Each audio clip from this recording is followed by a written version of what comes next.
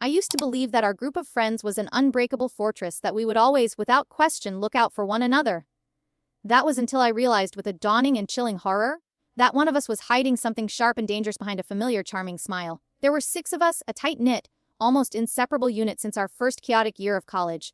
We were always together, until one ordinary Sunday night when Laya, the vibrant, beating heart of our group, simply vanished. She left her dorm to grab a bubble tea around 1800 p.m. and never came back. 3 agonizing days later, the local police, with a detached and procedural calm, opened a missing person case. It made absolutely no sense. Just the night before, we had all been crammed into a tiny, sticky, floored karaoke booth laughing until we cried at her hilariously off-key rendition of a pop song.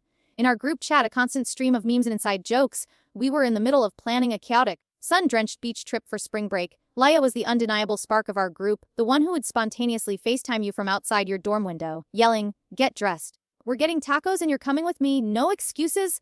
But in the deafening silence of her absence, everything changed. The laughter died, we stopped hanging out. Our once lively group devolved into a desolate digital graveyard where people would occasionally, half-heartedly drop TikToks into the void.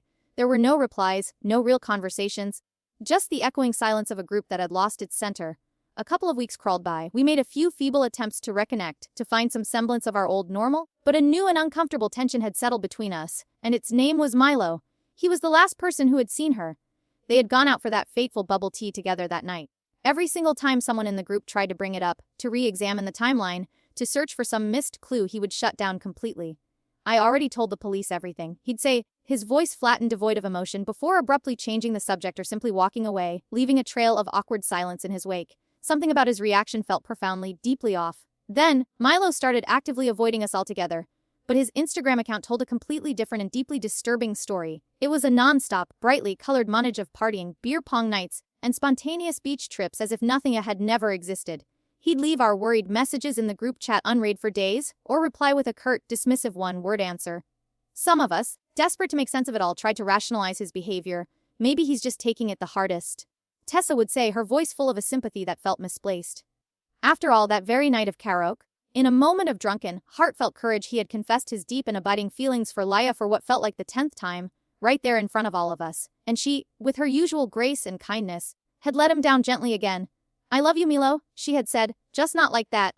He had laughed it off and ordered another drink, but we all knew how much he had meant it. Even while he was actively ignoring our calls and texts, there was one topic that would always, without fail, elicit a quick and strangely hostile response from him: the idea of actually searching for Laya. Whenever we would try to organize a search party or a flyer campaign in the group chat, he would suddenly, instantly reply, his words like a splash of cold water. "You're all just wasting your time. She probably doesn't even want to be found." When we would post the official missing person flyers on our own social media accounts, he would instantly slide into our DMs with a message that felt less like a concerned friend and more like a threat. "This is becoming obsessive. You guys need to just let her go." And when her frantic, heartbroken parents came to campus to speak with her friends, he claimed he was too sick with the flu to meet with them, a convenient illness that didn't stop him from posting a video of himself at a loud.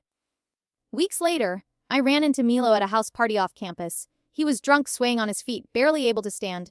When he saw me, his eyes, which were usually so bright and full of life, seemed dark and empty.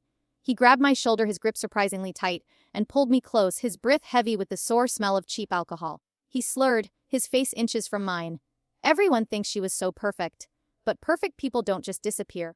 Maybe she finally went somewhere she actually wanted to be." The way he said it, the strange, knowing glint in his eyes, it was like he knew where Laya was.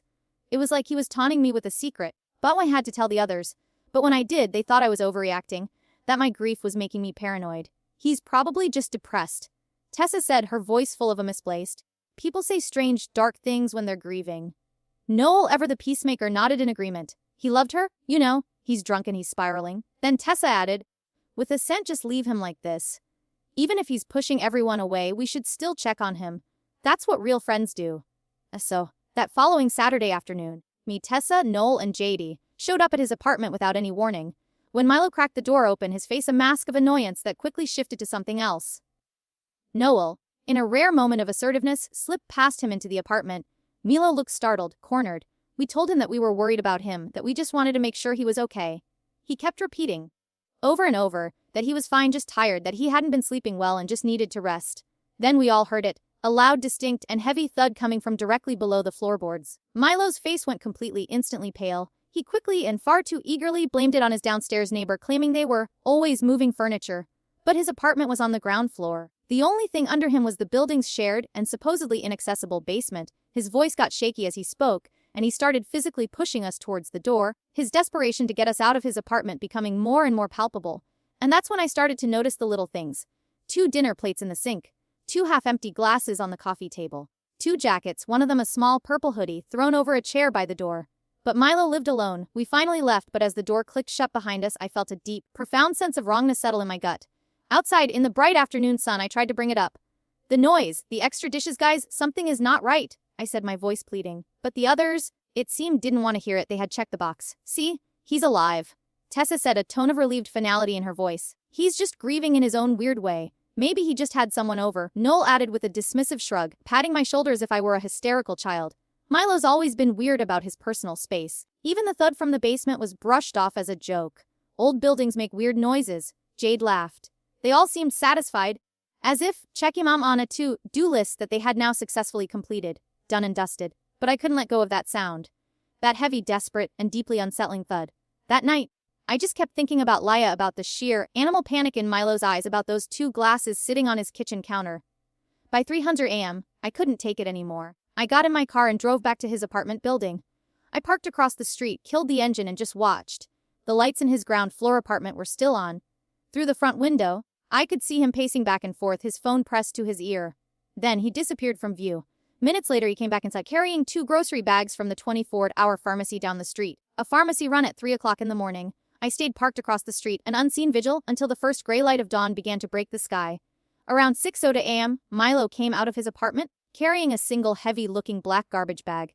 He kept glancing nervously over his shoulder as he walked behind the building, towards the large commercial dumpster. He quickly tossed the bag in and then practically sprinted back inside his apartment. I knew I shouldn't, but I had to look. I ran across the street and lifted the heavy lid of the dumpster. My stomach turned, a wave of nausea washing over me. Right on top of the other trash were the receipts from the pharmacy: bandages, antiseptic ointment, women's prenatal vitamins, and a box of emergency contraceptives. But underneath that, soaked in what looked like dried brownish blood, was a familiar purple college hoodie, the exact one Laya had been wearing that night. The sleeves were ripped and stretched, as if they had been used to tie something or someone. My hands were shaking so violently I could barely hold my phone steady as I snapped photo after photo. Then, I heard a door creak open above me. My heart started pounding in my chest like a trapped bird. I pressed myself against the cold, grimy side of the dumpster, trying to make myself invisible. Slow, metallic footsteps rang out on the fire escape. Getting closer and closer. Meanwhile, I clutched my phone tighter, the bright screen of photos feeling like a spotlight in the dim morning light. I had to make a decision, and I had to make it fast. I couldn't take the hoodie as evidence, there wasn't time. I had to run. I bolted from behind the dumpster, my sneakers slapping against the damp pavement. Just as I reached the street, I heard Milo's voice, sharp and laced with a sudden dawning accusation. He was already there. He was standing between me and my car, blocking my only way out. His eyes flicked from my pale, terrified face down to the phone still clutched in my hand, and that's when I saw it. His confusion shifted instantly to a cold, hard realization and then into something utterly, terrifyingly furious. I forced mouth to speak, my voice cut out clear and stronger than I had expected. "You did something to her, didn't you?" His face changed in a flash, a rapid-fire succession of panic, calculation, and then a hard, cold, and murderous rage. He stepped closer. What he said next, his voice a low, venomous whisper, chilled me to the bone. Just then, a window scraped open on the second floor above us. "Hey, keep it down out there!" Mrs. Chen, his elderly, perpetually annoyed upstairs neighbor, called out. That was my chance. I darted to the side, my shoulder brushing against Milo's as I sprinted for my car. He, in a masterful display of duplicity, immediately turned on the charm, his voice shifting to a casual, friendly tone as he called up to her. "So sorry, Mrs. Chen. Just a little misunderstanding." I scrambled into my car, my fumbling hands barely able to start the engine. As I peeled out, I checked my rearview mirror. Milo was standing there, calm now, his face a blank mask, typing something furiously on his phone. My thoughts were a chaotic, spinning vortex. The police station was 15 minutes away, but I knew that Milo could, and would, destroy every last piece of evidence in that dumpster before they would even have a chance to hear me out. My apartment was closer. I needed to protect the evidence I had, the photos first. The streets were eerily quiet as I sped home, my phone buzzing incessantly on the passenger seat. Tessa's name lit up the screen again and again. At a red light, I finally glanced at her frantic messages, and my stomach dropped. Milo had already struck back. He had already texted the group, telling them that I had shown up at his apartment in the middle of the night. That I was erratic, that I was completely unstable. He was playing the worried friend card, expertly twisting the story to his advantage before I even had a chance to speak. I rushed into my apartment, not even bothering to lock the door behind me. My laptop felt like it took a century to boot up. I created 3 new, separate, and encrypted cloud storage accounts and backed up every single photo twice. Then I froze. I heard the shower running in my roommate's bathroom. If Milo was claiming that I was stalking him, having someone know that I was out prowling around dumpsters at 300 am might only make me look worse, more unhinged. Once everything was safely uploaded, I took a closer, more forensic look at the photos. The timestamps on the pharmacy receipt sent a new wave of chills down my spine. Averages made at exactly 2:47 a.m., like a macabre, recurring appointment. Always the same things: bandages, antiseptics, women's products. 2 straight weeks of this horrifying routine. Someone wasn't just being hidden. They were being held, they were being hurt, and they were being controlled. My phone lit up with a message from Noel emergency group meeting at my place. Now it felt like a setup. A trap, but if I didn't show up, I would look even more guilty. Milo's plan, whatever it was working perfectly. I drove to Noel's apartment, my heart pounding, knowing I was walking straight into an ambush. When I arrived, the living room was packed with our friends. Milo sat in the center of the room on an armchair looking like a sad, wounded victim. He was calmly, methodically scrolling through old group texts on his phone, showing everyone messages I had sent weeks ago, genuine, worried questions about Laya that he was now expertly twisting to make me look obsessive and unhinged. I watched horrified as he wove his narrative, turning my desperate search for our friend into something creepy and pathological. He was turning the truth into something ugly and unrecognizable, and as I looked around the room, at the uncertain, worried faces of our friends, I realized with a sickening lurch that people were starting to believe him. Then he suggested an intervention. For me, Tessa, far too eagerly, offered to go and check my room for anything concerning. While I was cooling down, that's when the alarm bells in my head started screaming. They were too coordinated, too smooth. It was as if this wasn't the first time Milo had done something like this, had orchestrated a campaign to discredit someone who had gotten too close to the truth. I left Noel's apartment, my lungs tight, trying to catch my breath. That's when I saw the email. It was from my resident advisor. Several students, she wrote, had reported my keycard access to certain parts of the campus was being suspended, pending a mandatory wellness check. Milo's reach, his influence, went far deeper than I could have ever imagined. He had been laying this groundwork, planting these seeds of doubt for hours, maybe even for days.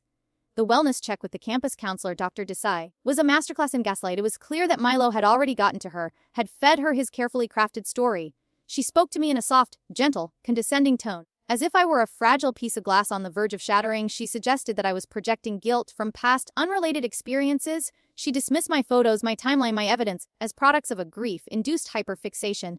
The very system that was supposed to help me, to protect students, was now actively working against me, reinforcing his lies. That night, I found a propped, open maintenance door at Milo's building and slipped inside. I had to know. His apartment looked empty, but then I heard it faint, muffled sounds drifting up through a floor vent in the hallway. A strange, rhythmic sound like someone moving or speaking just beneath my feet. But there wasn't supposed to be a basement. In his bathroom, I found more clues. Long, dark black hairs in the shower drain, Laya's hair.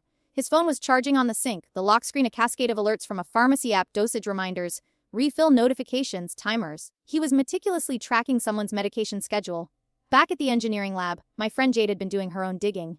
She had pulled the access logs from the campus security system, showing Milo's keycard usage, night after he had been entering the old, abandoned psychology building and always using the access code for the basement level. The same nights as his late-night pharmacy runs, he was maintaining 2 separate locations, moving back and forth between his apartment and this secret spot like it was a routine.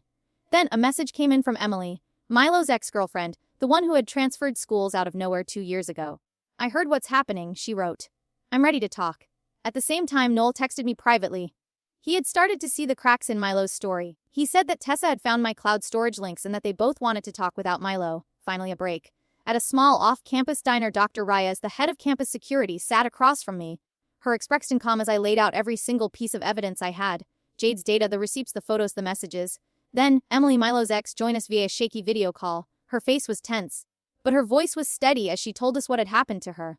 Milo had kept her trapped in his apartment for 3 days back in their sophomore year, after she had tried to break up with him. When she had tried to report it, everyone, including the campus authorities, had brushed it off as just a bad breakup and relationship drama. But this time it wasn't just 3 days. It had been weeks. And this time it was Laya. Tessa and Noel met me at my apartment that evening, their faces a mixture of guilt and grim determination. They admitted that something had shifted, that Milo had started behaving erratically and threateningly the moment they had started to question his story. Together, the 4 of us, me, Tessa, Noel, and Jade, made a plan. Using a keycard that Jade had borrowed from a maintenance closet, we headed to the old psychology building's basement. What we found there made my skin crawl. It was a small makeshift living space, a prison. There were chains bolted to the walls, a dirty mattress on the floor, and dozens of empty pill bottles scattered everywhere. And there, tucked behind a loose brick in the wall, was Leia's phone. As we were standing there in the middle of that horrifying scene, a message came through from Sarah, Emily's old roommate. What she had to say made things even darker, even more terrifying. It turned out that the pattern went back even further than college. Milo's high school girlfriend had vanished for a full week during their senior year. Everyone had assumed that she had just run away. But when she was different, quiet, jumpy, a ghost of her former self, she never spoke about where she had been. Now, it was sickeningly, horrifyingly clear. This wasn't new behavior. This was a pattern. This was history repeating itself and escalating with each new victim. The next day on campus, Milo, now clearly spiraling, found me between classes. He didn't bother hiding his rage anymore. He grabbed my arm, his fingers digging into the bruises he had left before, and his voice was a low, venomous hiss. He threatened me, warned me to stop talking, to drop it all or else. But this time I was ready. My phone was in my pocket, recording the entire thing. Meanwhile, Leia's parents had shown up on campus unannounced. They had received a string of bizarre Leia? Saying that she needed time away to find herself. But her father, a cybersecurity specialist, had immediately noticed that the emails were sent from a device that Leia had never owned. They knew, with a certainty that chilled them to the bone, that it wasn't her. That night, our now reunited group had dinner. It was a hot, humid evening, but Milo wore long sleeves the entire time. When he reached for the salt, Tessa caught a glimpse of thick, white bandages wrapped around both of his wrists. She didn't miss a beat. Did Leia fight back? She asked, her voice loud and clear, cutting through the chatter. The table froze. Mo stammered, tried to laugh it off, but the damage was done. In a desperate attempt to regain control, he pulled me aside and offered me $50,000 to take a semester off and get some help. When I refused, he made a fatal mistake. She wouldn't want her friends turning on each other like this, he said. But he had spoken in the present tense. She wouldn't want. Noel caught it immediately. Funny choice of words, man, he said, his voice cold. That one slip, that one word. Back at the lab, Jade and her engineering friends had dug deeper into the pharmacy alerts from Milo's phone. They found a chilling pattern: regular, scheduled purchases of powerful sedatives, spaced out perfectly to maintain a constant level of sedation. It was a routine for captivity. At the same time, maintenance staff had filed official reports about strange, muffled noises coming from the old psychology building. Security was finally officially sent to investigate. By the time they got there, Milo had cleared out the basement room, but they had missed something. Tucked inside a ventilation grate, they found a stack of crumpled, handwritten pages, torn at the edges. It was Leia's journal. She had been documenting everything. The days trapped in the dark, her failed escape attempts, delusional, obsessive speeches about how they were meant to be together. Every single word made our blood run cold. Tessa, in an act of profound solidarity, took out a student loan for the exact amount of hush money that Milo had offered her, and then, in front of the entire group, she texted him a screenshot of the loan confirmation with the caption, "I'm all in." Our broken, fractured group was starting to heal, to reunite, to refocus. Now, it wasn't just about surviving Milo's lies anymore, it was about finding Leia. We gathered around those journal pages for hours, each one peeling back another layer of Milo's madness. And when we finally confronted him, with the journal in our hands, he broke. He stood in the doorway of his apartment, his body shaking, and then he just shattered. A torrent of tears, blame, and pathetic excuses poured out of him. He said that Leia had made him do it, that she had kept rejecting him, that she had never truly loved him. It wasn't remorse, it was just another form of control. Even in his confession, he was still the victim. But it didn't matter, he had admitted it, and we had it all recorded. Leia's parents hired a private investigator, a serious, no-nonsense professional. We gave him everything. The photos, the timeline, the pharmacy records, recordings, the journal, all of it. This was no longer just a group of college kids trying to solve a mystery. This was a real official investigation now. And Milo felt it. He tried to corner me in a parking garage one last time, but I was ready for him. He didn't yell this time. He was calm, cold, and utterly terrifying. He told me that Leia would never be the same again, that he had unshored it. I had my phone recording the whole time. He didn't even notice. The monster behind the charming, friendly smile was finally fully out in the open then. Leia's parents gave him an ultimatum: 24 hours to reveal where their daughter was, or they would take matters into their own hands. That night, at a campus party, everything finally spectacularly unraveled. Milo, drunk and spiraling, snapped in front of everyone. He started shouting about how ungrateful women don't appreciate real love. His voice cracked. His face was flushed, his hands were shaking. Any last shred of sympathy that anyone might have had for him evaporated in that moment. No one could pretend anymore. In a last-ditch effort, I called his mother. I didn't yell, I didn't accuse, I asked for her help. Not just for Leia, but for her son. She hesitated, and then she mentioned it: an old, abandoned family property about 20 minutes outside of town, a quiet, isolated place where Milo used to spend summers. At the second property we checked, the police, he was calm, smiling as if he were waiting for them. As they cuffed him, he laughed. But his mother had remembered something else. The barn, and a hidden storm cellar he had used for band practice in high school. Soundproof. Hidden. Perfect. We arrived at the overgrown, neglected property and found it a heavy storm cellar door, chained and padlocked from the outside. Mr. Shin had already called in help. His construction crew arrived with bolt cutters just as the paramedics pulled up. They cut the lock. The smell that hit us was a gut-wrenching mixture of stale air, sweat, fear, and something worse. We stepped inside. Suffocating darkness was Laya, chained to a pipe, barely conscious, her body shockingly thin and pale, weak from a month of medication and starvation. But she was alive. As the sirens wailed, her voice was barely more than a breath, a faint whisper against the noise. "I knew you'd find me," she said. The legal battle was brutal. Milo's family had connections, and they tried to paint me as a vigilante, an obsessed stalker who had violated his rights. But the evidence was overwhelming. The videos, the journal, the testimonies from Emily and Amy, the other survivors. Milo's mother, in a final devastating act, took the stand and presented the court with her son's childhood notebooks, filled with dark, disturbing fantasies of control and ownership. The jury took just a few hours, the verdict guilty on all counts. There was no celebration in the courtroom, no cheering, no joy. Just a quiet, collective sense of relief. Like a long, violent storm had finally passed, and we had, against all odds, survived. Laya spent months recovering, the scars, both visible and invisible, running deep. But every day, she gained a little more of herself back. Our friend group, the one we had once thought was gone forever, was smaller now and different, but it was real. And it was strong. We weren't the same kids we had been before. We never would be. But some bonds, the ones that are tested by fire, don't just break.